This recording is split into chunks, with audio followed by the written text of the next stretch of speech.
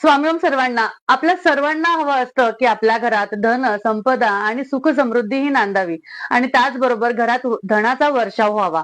त्यासाठी आपल्याला काय गरजेचं आहे तर महालक्ष्मीची उपासना आणि स्वतःचं कष्ट हे खूप गरजेचं आहे.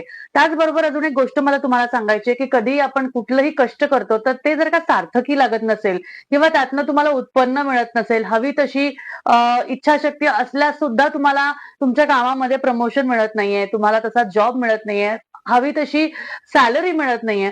एकच गोष्ट तुम्हाला करायची आहे, ती तुम्हाला ह्या मार्गशीर्ष महिन्यापासून सुद्धा तुम्ही करू शकता.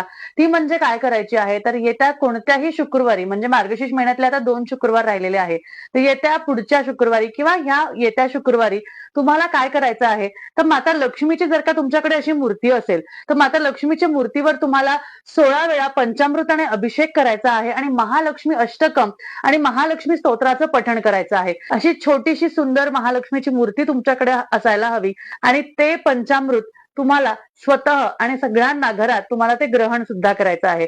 पण पंचामृताने तुम्हाला अभिषेक करण्याच्या आधी मूर्ती वगैरे व्यवस्थित धुवून स्वच्छ करून करायची आहे.